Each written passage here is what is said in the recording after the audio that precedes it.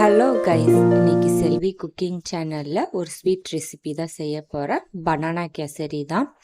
Taste wise ரொம்ப நல்லாயிருக்கும். கண்டிப்பாக ட்ரை பண்ணி பாருங்கள். வாங்க இது எப்படி செய்கிறதுன்னு பார்க்கலாம். ஸ்டவ்வை ஆன் பண்ணிவிட்டு கடாயை வச்சுக்கலாம். இதில் 3 டேபிள் ஸ்பூன் நெய் ஊற்றிக்கிறேன். நெய் சூடானதும் அதில் முந்திரி பருப்பும் பாதாம் பருப்பும் போட்டு கோல்டன் கலரில் ஃப்ரை பண்ணிக்கிறேன். இது நல்லா கலர் மாறினதும் எடுத்து ஒரு பிளேட்டில் வச்சிடலாம். இப்போ அதே நெய்யில் 1 கிளாஸ் ரவாவை சேர்த்துக்கிறேன். இதை ரோஸ்ட் பண்ணி எடுத்துக்கலாம், வறுத்து எடுத்துக்கலாம். மீடியம் ஃப்ளேமில் வச்சுட்டு வறுத்துக்கோங்க, ஏன்னா ஆல்ரெடி நெய் சூடாக தான் இருக்கும். இப்போ இதையும் வறுத்துக்கிட்டு ஒரு பிளேட்டில் எடுத்து வச்சிடுறேன். இப்போ 2 வாழைப்பழம் எடுத்திருக்கேன். இப்போ கடாயில் 2 டேபிள் ஸ்பூன் சர்க்கரை சேர்த்து இதை மெல்ட் பண்ணிக்கிறேன். சர்க்கரை நல்லா மெல்ட் ஆகுனதுக்கு அப்புறம் இதில் வாழைப்பழத்தை சேர்த்துக்கலாம். இப்போ மசிச்ச வாழைப்பழத்தை இதில் சேர்த்துக்கிறேன். இந்த மாதிரி செஞ்சுட்டு வாழைப்பழம் சேர்க்குறப்ப அதோடைய ஃப்ளேவர் ரொம்ப நல்லாயிருக்கும். இதை 5 நிமிஷம் வாழைப்பழத்தை இந்த சர்க்கரையிலே வேக வச்சுக்கிறேன். இது நல்லா வெந்ததுக்கு அப்புறம் இதில் சுடு தண்ணி ஊற்றிக்கிறேன். நல்லா தண்ணி சூடாக இருக்கணும். 2லேருந்து 2.5 கிளாஸ் தண்ணி ஊற்றிக்கிறேன்.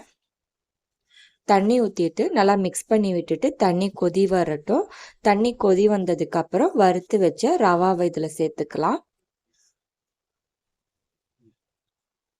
தண்ணி நல்லா கொதிக்குது. இந்த ஸ்டேஜில் ரவாவை சேர்த்துக்கிறேன். ரவாவை சேர்த்துட்டு நல்லா மிக்ஸ் பண்ணி விட்டுக்கோங்க, கட்டிகள் எதுவும் இருக்கக்கூடாது. இதை நல்லா மிக்ஸ் பண்ணி விட்டதுக்கப்புறம் இதில் மூடி போட்டு வேக வச்சுக்கிறேன் 15 நிமிஷம். நம்ம ஆல்ரெடி வறுத்ததுனால சீக்கிரமாக வெந்துடும்.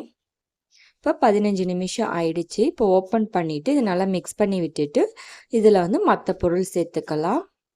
இதில் இனிப்பு எடுத்து கொடுக்கறதுக்காக ஒரு பிஞ்ச் உப்பு சேர்த்துக்கிறேன். வாசனைக்காக ஏலக்காயை பொடி பண்ணி சேர்த்துக்கிறேன். ஏலக்காய்க்கு பதிலாக ஃப்ரூட் எசன்ஸ் இருக்கும், ஃப்ரூட் எசன்ஸ் கூட ஆட் பண்ணிக்கலாம், நல்லா ஃப்ளேவராக இருக்கும். அப்படி சேர்க்குறப்ப ஏலக்காய் தூள் சேர்க்கக்கூடாது. வாழைப்பழம் சேர்த்துருக்கிறதுனால ஃப்ரூட் எசன்ஸ் கூட சேர்த்து செஞ்ச கேசரி நல்லா டேஸ்ட்டாக இருக்கும். இப்போ இதில் கலருக்கு எல்லோ கலர் ஆட் பண்ணியிருக்கேன். கலர் சாப்பிடாதவங்களுக்கு குங்குமப்பூ கூட ஆட் பண்ணிக்கலாம். குங்குமப்பூ இருக்குல்ல, அது நல்லா ஹாட் வாட்டரில் போட்டுட்டு ஒரு 5 நிமிஷம் வச்சுட்டிங்கன்னா இந்த மாதிரி எல்லோ கலர் கிடைக்கும். அதை எடுத்து இதில் ஆட் பண்ணிக்கோங்க. கலர் சேர்த்துட்டு இதை நல்லா மிக்ஸ் பண்ணி விட்டுக்கிறேன். இதில் 3 டேபிள் ஸ்பூன் எண்ணெய் ஊற்றிக்கிறேன். வாசனை இல்லாத எண்ணெய் ஊற்றிக்கோங்க. இப்படி எண்ணெய் ஊற்றிட்டு செய்கிறப்ப கேசரி சூடாக இருக்கிறப்ப இலகலாக இருக்கும்ல, ஆனால் ஆறிட்டு அதோடைய கன்சிஸ்டன்சி மாறிடும். அதை அவாய்ட் பண்ணும் இந்த மாதிரி எண்ணெய் ஊற்றி செய்கிறப்ப. இதில் 1.5 கிளாஸ் சர்க்கரை சேர்த்துக்கிட்டு வறுத்த முந்திரி பருப்பையும் சேர்த்துக்கிறேன். இன்னும் கலர்ஃபுல்லாக இருக்கணும்னா டூட்டி ஃப்ரூட்டி இருக்கும்ல, அது கூட ஆட் பண்ணிக்கலாம்.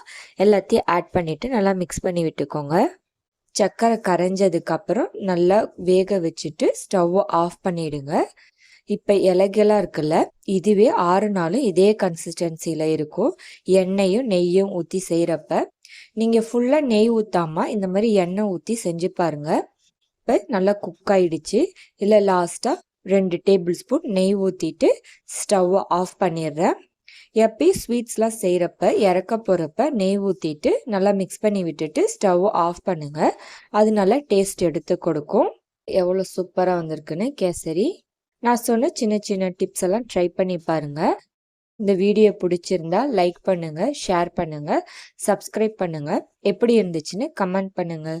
தேங்க்யூ.